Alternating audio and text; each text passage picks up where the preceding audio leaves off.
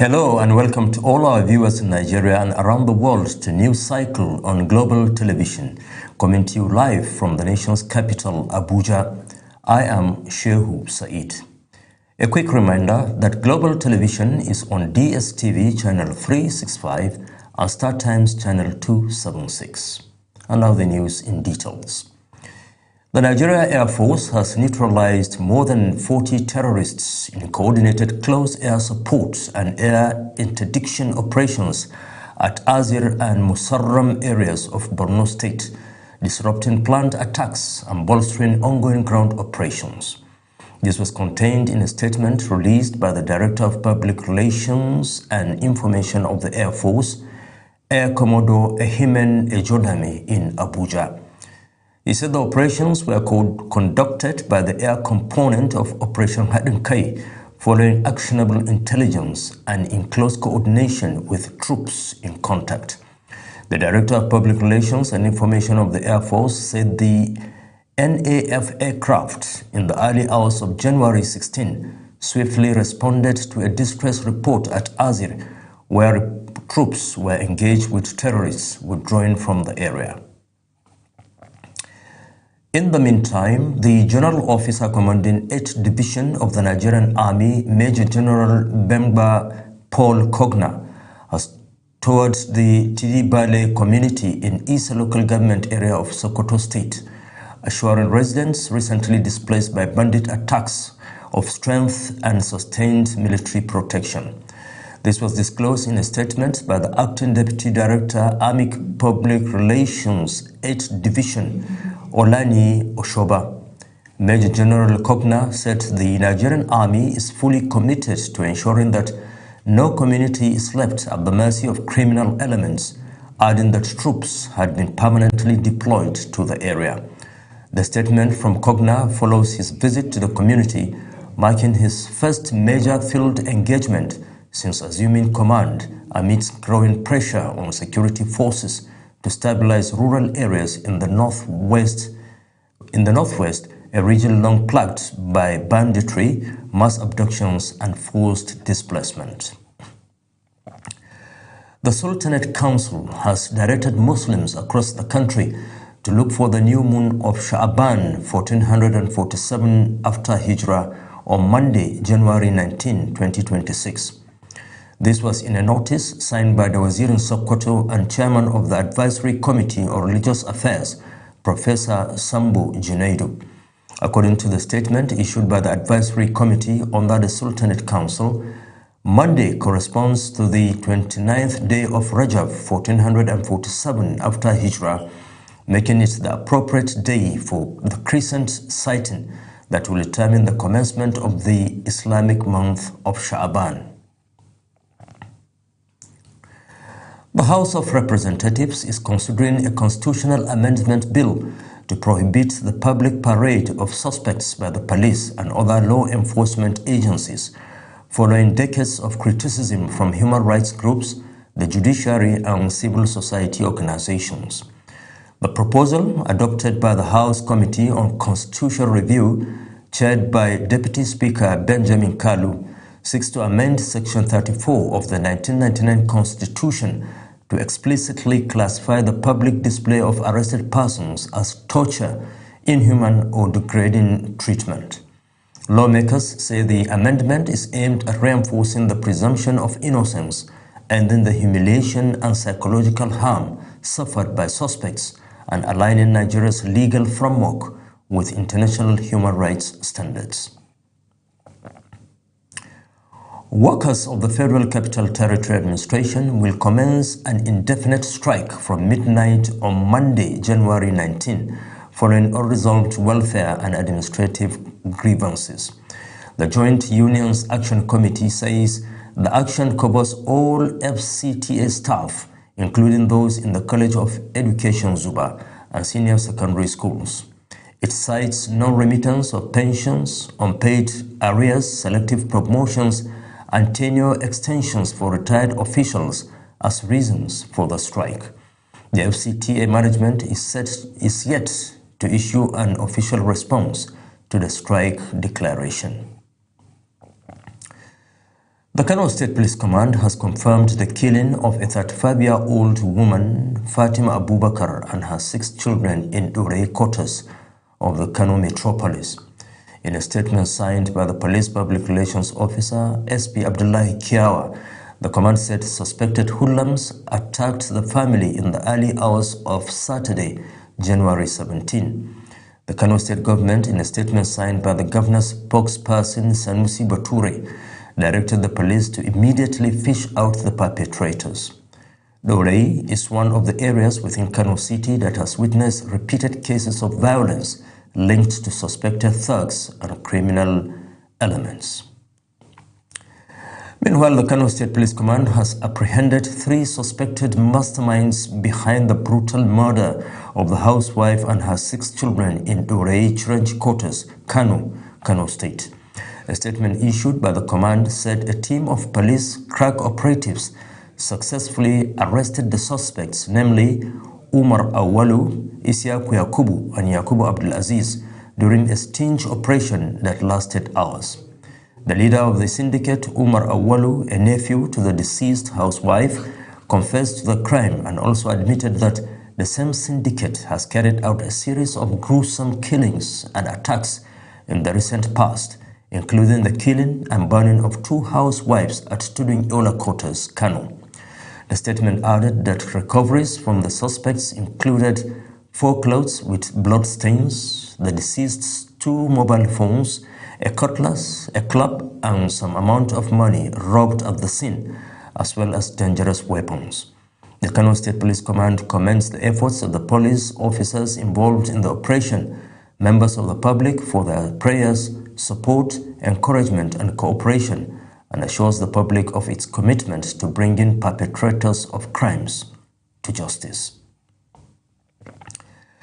Rivers State Governor Siminalayi Fubara has reaffirmed his authority as governor, pledging to maintain peace and protect lives and property across the state. Speaking at the finals of the 2026 Port Harcourt Polo Tournament, Fubara said the peaceful conduct of the event showed Rivers State remains safe for residents, investors, and visitors. He acknowledged recurring political tensions in the state and assured that his administration will continue to discharge its responsibilities and support development initiatives. The People's Democratic Party, PDP, has dismissed reports claiming it has asked its members to contribute 10,000 naira each to fund party activities, describing the allegation as false and misleading. This was contained in a press statement issued by the National Publicity Secretary of the party, Comrade Ini Ememobong. The PDP faulted a publication by the Observer Times titled, "PDP calls on members to contribute 10,000 naira each in bid to fund party activities," saying the headline did not reflect the true position of the party. Access to quality health care remains a major concern for many Nigerians as citizens continue to weigh their options between government-owned hospitals and private clinics. While public hospitals are designed to provide affordable care, recurring challenges are pushing many Nigerians towards private health facilities. In Abuja, residents shared their experiences with Global Television correspondent Kabir Hassan. For many Nigerians, the decision on where to seek medical care goes beyond distance. Government hospitals are often the first choice due to affordability, but patients frequently complain of long waiting hours, inadequate medical personnel, and shortage of essential drugs. General hospital is meant for the common man. But because of the situation in Nigeria, our leaders abandoned the general hospital, and it now gives individuals, medical doctors, the opportunity to have their own private hospital, because the general hospital are not equipped with the necessary thing that we need in that hospital. While some residents say government hospitals remain their only option due to cost, others prefer private clinics, describing them as more responsive and efficient. However, the rising cost of private healthcare continues to limit access for low-income earners. There are some discrepancies about about government hospital in the sense of those that are paying for full medical facility and those using NHIS facility. I discover a lot of government workers are crying up and down that whenever they go for NHIS facility, you understand that they won't give them what is expected of them. Responses from residents reveal growing frustration with the state and public healthcare. Many say private clinics offer better services but are expensive, while government hospitals struggle with capacity and service delivery, forcing Nigerians to make difficult choices. As the debates between government hospitals and private clinics continue, Nigeria are calling for urgent reforms in the public healthcare system, improved funding, better staffing and accountability. Many believe will help restore confidence and ensure quality healthcare for all. Kabir Hassan reported for Global TV News. You are watching the live broadcast of News Cycle. News Cycle continues after this weather forecast, plus business, foreign and sports stories on the other side of this break. Please stay with us. Hello and thank you for joining us. Across the country, horizontal visibility is gradually improving, bringing better travel conditions in many areas. Temperatures are also on the rise in most cities, so expect warmer days ahead. However, residents in parts of Kebbi, some parts of Kano, the Federal Capital Territory and Niger State should know that moderate dust haze may reduce visibilities to 2 to 5 kilometers. Motorists are advised to drive cautiously, and those with respiratory conditions should limit prolonged outdoor activities. Further south, we're expecting cloudy conditions across the southern regions, which could later develop into isolated thunderstorms during the late afternoon and evening hours, especially in parts of Lagos, some parts of Cross River, Akwa Ibom, and Bayelsa State. Aviation operators are also advised to obtain the latest weather updates via the NIMET eFlight folder portal to support safe and efficient operations. And that's the latest weather update. Stay informed and stay safe. Thank you for watching.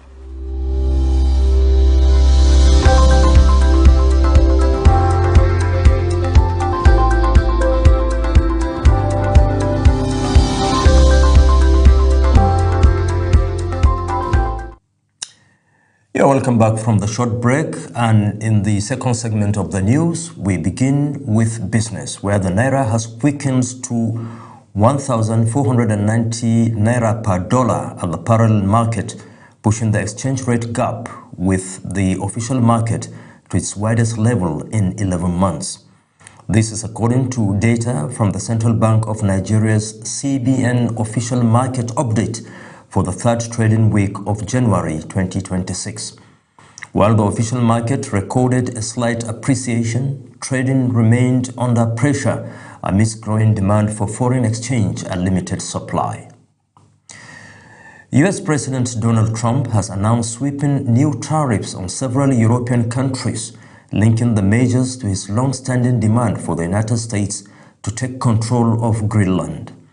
In a statement released, Trump said the tariffs will take effect from February 1, applying to any and all goods imported into the United States from selected European nations. The move has triggered diplomatic tension across Europe and sparked protests in both Denmark and Greenland. Meanwhile, the European Union leaders have warned United States President Donald Trump against his threat to impose tariffs on several European countries over his push to acquire Greenland, describing the move as dangerous for transatlantic relations and global trade stability.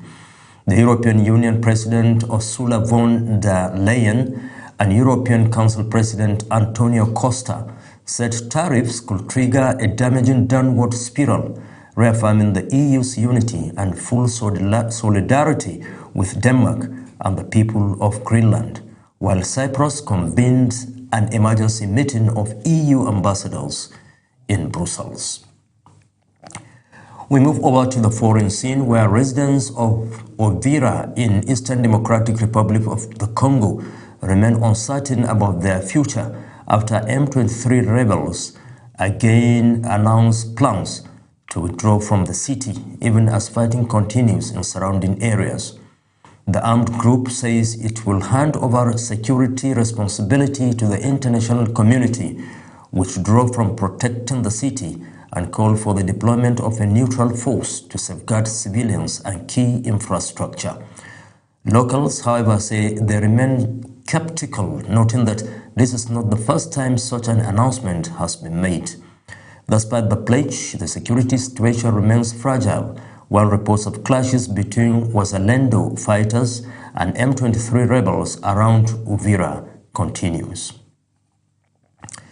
Syria's information minister says an important announcement is expected soon on talks with the Kurdish-led Syrian Democratic Forces (SDF) over a possible ceasefire and integration into the Syrian army. The comments come as Syrian forces report major gains in the north, including the capture of the strategic town of Takba during a rapid advance toward Raqqa. The government's push into Kurdish-run areas follows a decree by President Ahmed al-Shara recognizing Kurdish as a national language. Meanwhile, Syria's army says 4 soldiers have been killed in attacks by Kurdish fighters, while the SDF confirms losses but has not released figures. The Palestinian Committee, tasked with overseeing the future administration of Gaza as part of a US-backed ceasefire plan, has released what it says is a mission statement laying out key priorities and goals. The General Commissioner of the National Committee for Gaza Management, Ali Shath, said that the technocratic body will seek to restore core services and cultivate a society rooted in peace. Shath said the committee's mission, under the guidance of the Board of Peace chaired by U.S. President Donald Trump and with support from the High Representative for Gaza, is to rebuild the Gaza Strip both in infrastructure and in spirit.